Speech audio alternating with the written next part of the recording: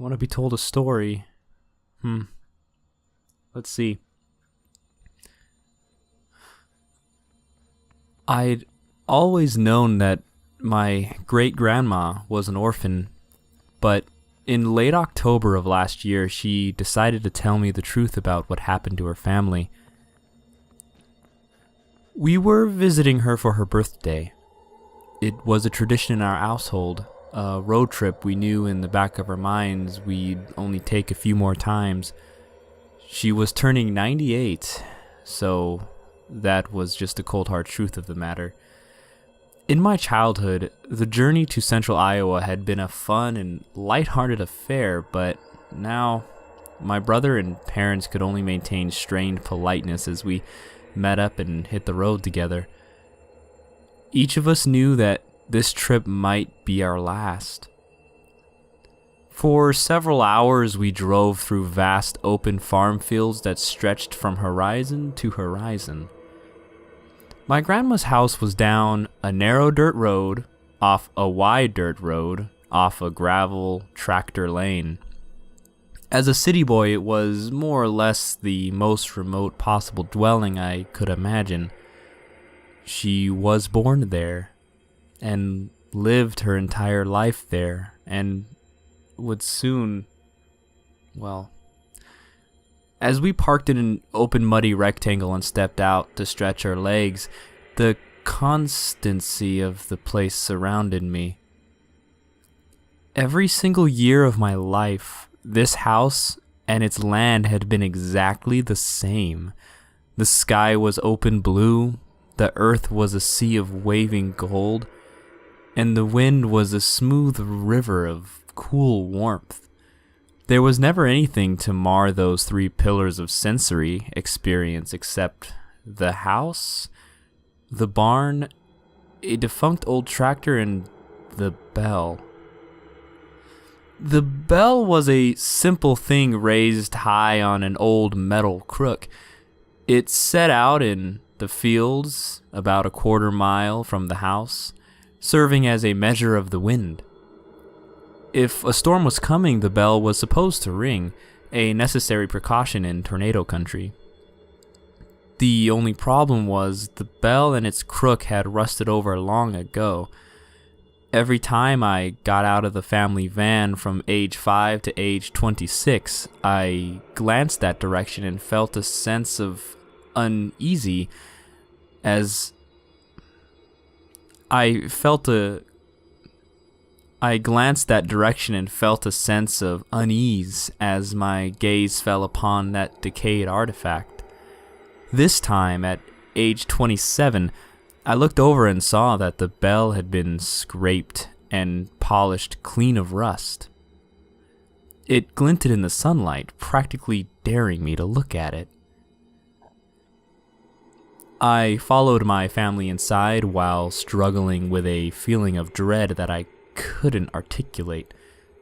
Who had cleaned the bell? And why? I tried to stop thinking about it as we gathered in the kitchen and said our hellos. My great-grandma was making tea and shooed off our attempts to help. She was a frail woman for whom movement was difficult, but she'd never let that stop her.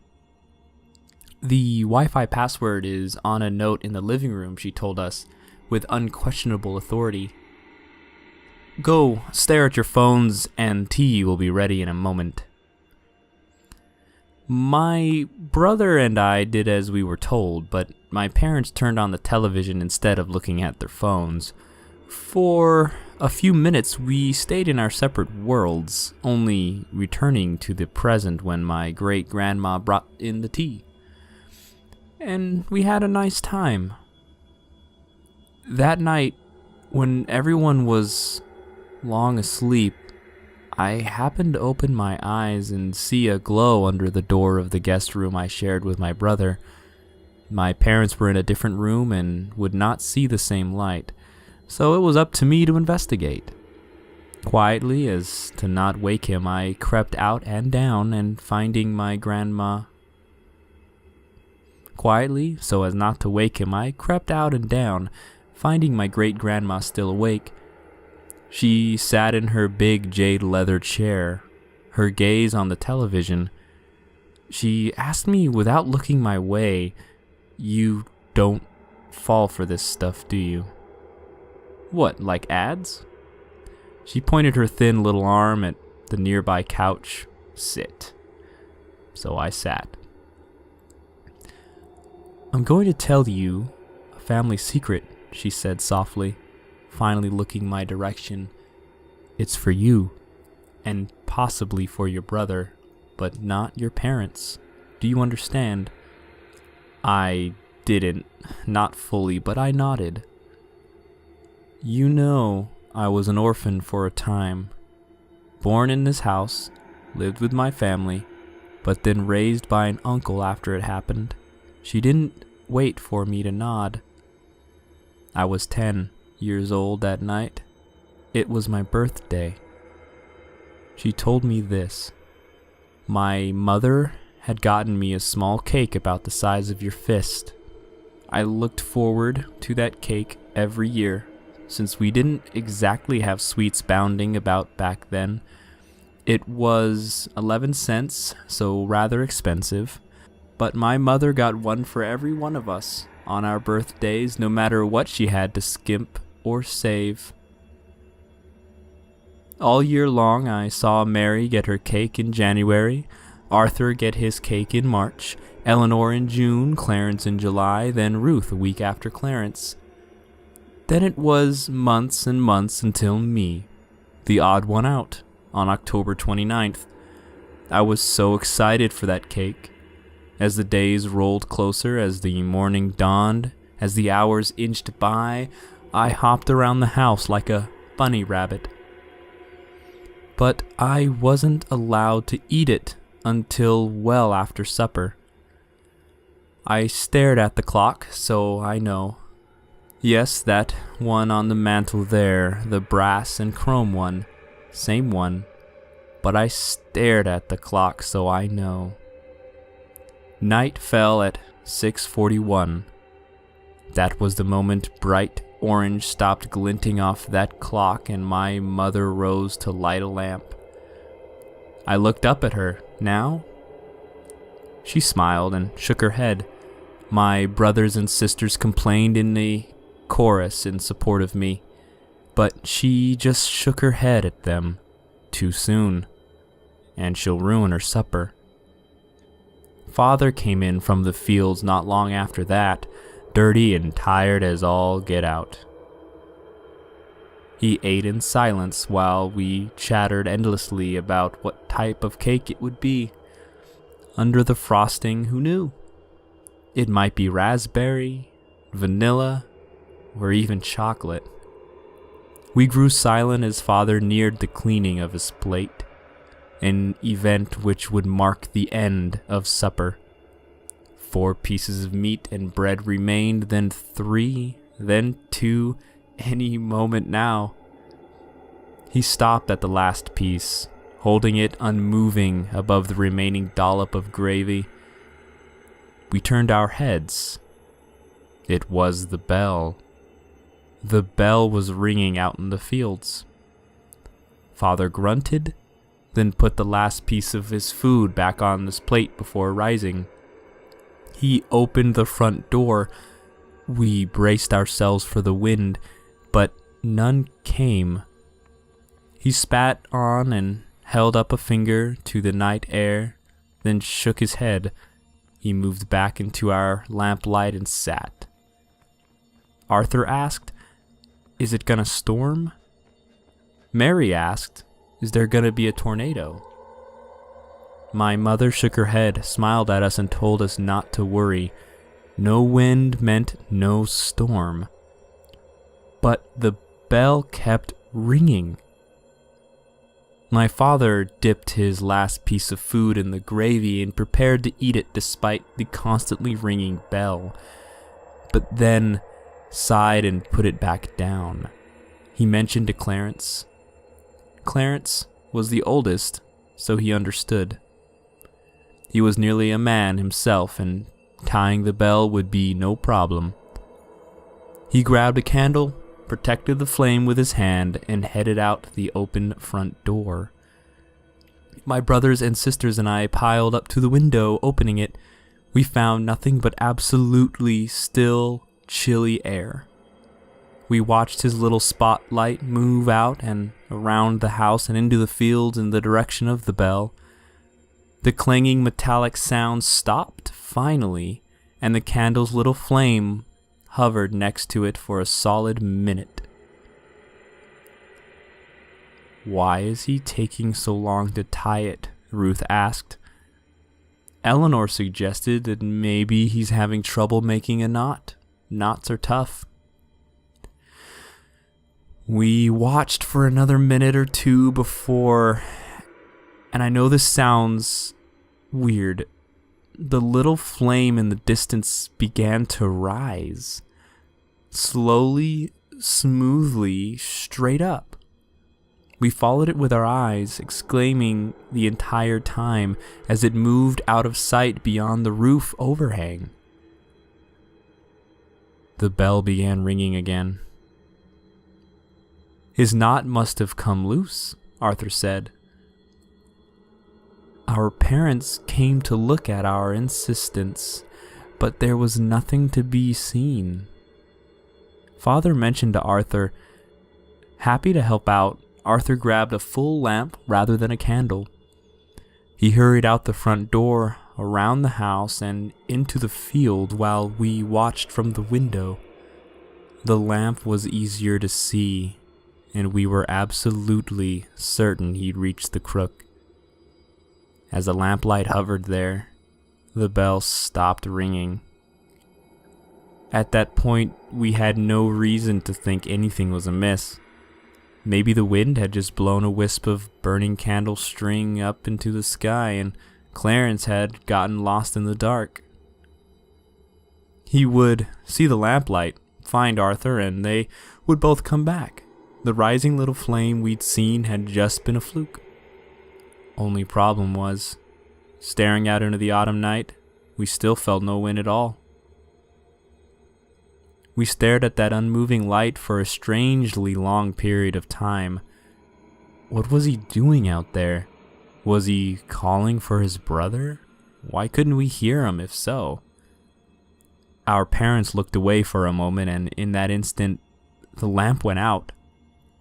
We children bleated, but by the time they glanced back, there was nothing to see. There was only darkness. The bell began ringing again. My father began grumbling, but there were no more suns to send out. He narrowed his eyes with thought, then handed Ruth, the oldest girl among us, our main lamp. Our mother laughed. "Ruth, be a dear and go find your silly brothers." Ruth was a little hesitant, but she accepted the lamp. Leaving us in darkness without it, she headed out around the house and into the fields. This lamp was brighter, and we could actually see her carrying hand and her white pajamas in the small lit halo. On the way there, she regularly called out, "Clarence, Arthur, you two lost?" About halfway to where the other two lights had stopped, her calls went instantly silent mid-sentence. "Clarence, It wasn't that she'd given up yelling. The sound reaching us had simply stopped completely.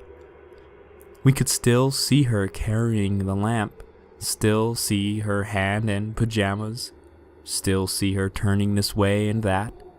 She even raised the house lamp near her face, and we saw her shouting into the darkness. We just didn't hear anything. Nothing except that constantly clanging bell, growing faster in pace and louder in urgency. Mary, Eleanor, and I looked up at our parents with fearful gazes. My father shook his head, speaking for the first time that night. "So there's wind out there after all. The air is like a river inside an ocean. It's moving fast out there, carrying their voices away, but we just can't feel it here. My mother seemed worried, but she nodded and accepted that. We saw her accepting it, so we gulped and believed it too. We all glued our eyes to that open window. Ruth reached the bell, and in that stronger light it entered our view, unmoving at the exact same time we heard it stop ringing. Ruth looked this way and that, clearly concerned. She seemed to silently yell a time or two before moving closer to the motionless bell. A half-tied rope hung from the crook, an indication that someone had attempted to tie it, but we couldn't see Clarence or Arthur anywhere near her. She put the lamp down on the ground to free her hands for tying the rope the rest of the way, but that mostly hid the light among the low-lying, recently harvested stalks. We waited. Breaths held. The air held in my lungs started to burn. At long last, we were forced to breathe again. Ruth's light continued to sit there, barely visible between the broken plants. "What's taking so long?" Mary asked. Eleanor said, "I hope she's all right." Father told us she's fine. Damn kids are just playing a game with us. Our mother nodded in agreement. "Eleanor, go fetch your sister, will you?" Eleanor shook her head. "No way, it's scary out there." "It's just a game. You're not playing a game with us too, are you?" "No," Eleanor gulped. "Then go get your sister and brothers. Tell them to come back in." It was pitch black out there and almost the same inside with us, save for the lone candle. Trembling, Eleanor took our last candle and crept out into the night, scooting along the side of the house to stay as close to us as possible. Shakily, she called, "Ruth? Arthur? Clarence? This isn't funny anymore." Now it was we who sat in the dark. As Eleanor began to move further away, the last of our light, we tensed. Father eyed the open front door, and Mother softly moved to close and latch it. I wondered what they meant by that move, because how were the others supposed to get back in? But I suppose they'd unlatch it if anyone came back and knocked. Mother moved away from us in search of more candles. Through it all, the bell kept ringing out in the dark. Increasingly scared, I held Mary's hand tightly and yelled out the window, "Be careful, Ellie." She must have happened to cross that invisible silent threshold at that moment, because she turned around in surprise and stepped closer. "I heard your voice go quiet, but there's no wind. Papa's wrong." She stepped away again. "See, when I pass this point, She held up the candle to show us that her mouth was still moving, but we heard nothing. Come to think of it, her hair wasn't moving, and we hadn't seen Ruth's pajamas blowing in any wind. I asked Father, "What's doing that? What's making it quiet out there?" "It's just a game," Father insisted. "They're all lying. She's just pretending to make noise, so it looks like she's being silenced." Eleanor reached the bell. Father's grip on my shoulder squeezed to nearly painful. She reached down for the lamp Ruth had left, lifting it with one hand and holding the candle with the other. She approached the clanging bell. "See?" Mary whispered to Father. "The candle's not going out even though she's not protecting the flame. There's no wind out there." "But the bell is ringing," he said gruffly, "so there is wind." Eleanor kept looking left and right as if she'd heard something. Slowly she reached the bell, which was hanging unmoving from the crook, but we could still hear it ringing. Next to me, Mary began to cry. "It's a game," Father said angrily. "It's just a game they're playing." Eleanor threw the lamp at something in the dark. We saw the lamp crash, shatter, and go dark, but heard nothing. She raced toward us, candle in hand, but the flame went out because of her haste. We waited to hear her approaching or screaming, but nothing followed. The bell continued to clang. We waited in terrified silence. Mother returned with a candle for each of us, and we sat vigil at the window. Nothing, and no one moved. For hours the bell clanged without wind. The night remained pitch black. The bell clanged and clanged and clanged, driving deeper into our ears with each passing minute. Near midnight, we broke. Father was beyond agitated. "Mary, go find your brothers and sisters." "No," she cried. "And I'm not going out there. I'm not going out there." Mother glared at her. "You have to. This game has to stop." Urged on by both of them, Mary burst into tears and climbed out the window. Holding her small candle, she inched out into the fields. Her sobs went quiet as she passed that same point out in the darkness. Her flame reached the bell and the ringing stopped. Her flame snuffed out. We held our breaths. The bell began ringing again. Father clenched his fists. "Go." I turned and saw he was looking at me. I suddenly realized I was the only child left in the house, and I felt horribly alone. Everything in me shrieked against the thought of going out into the cursed night. No. My mother wavered in place. No longer adamantly in line with my father, she began to cry too. "What are you doing?" he demanded. "It's just a game. There's nothing to be scared of." She screamed and demanded, "Why do you keep saying that? Why have I been helping you do this?"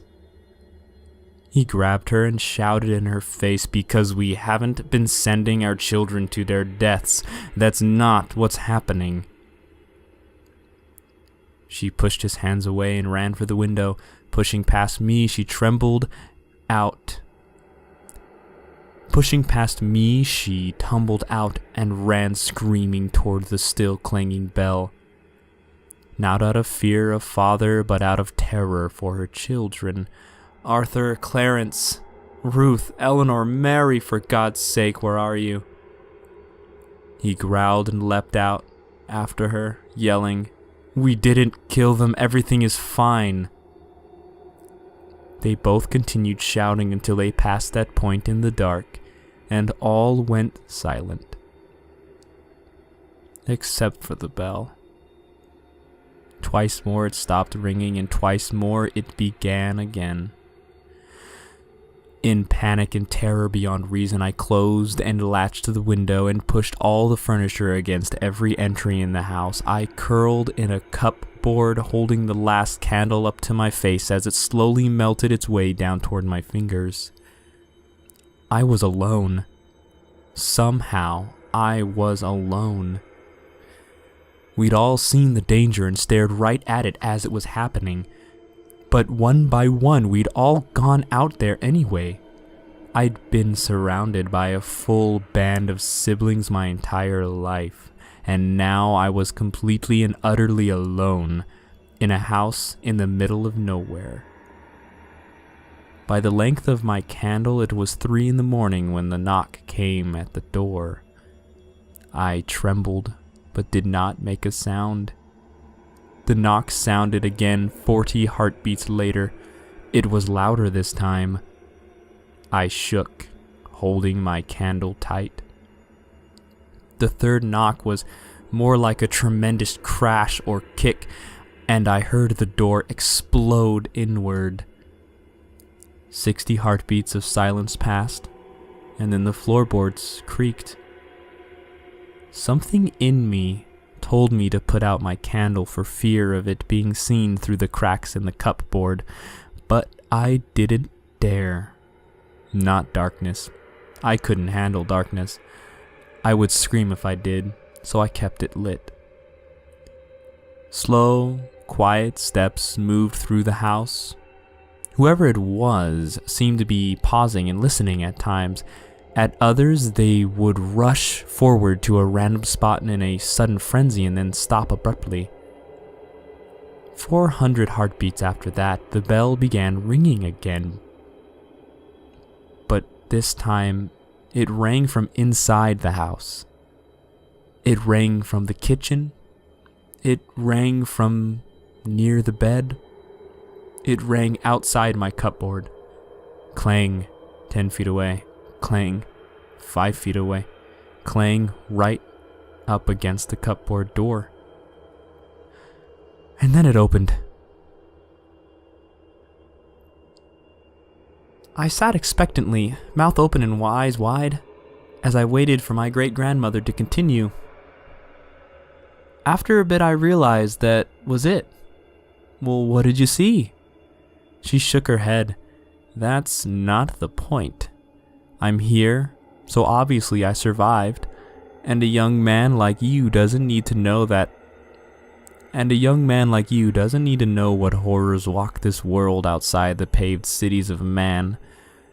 Gulping, I asked, "You're not just pulling my leg, this really happened?" Yes.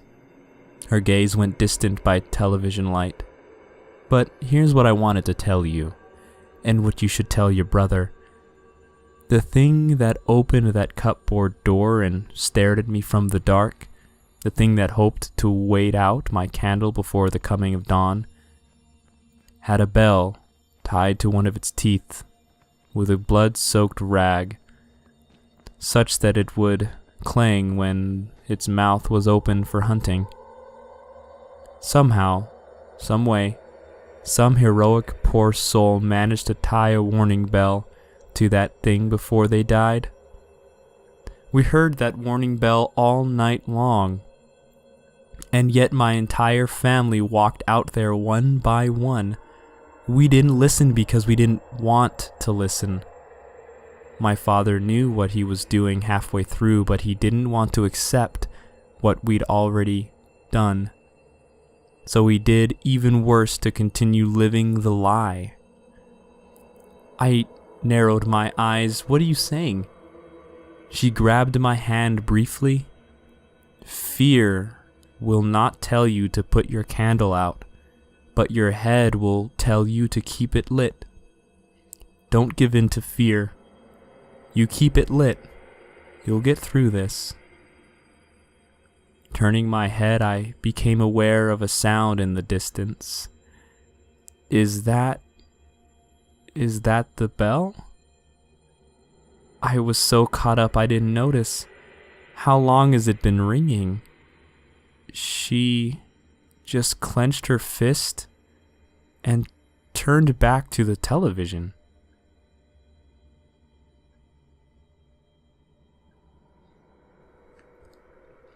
Good night. Sleep tight.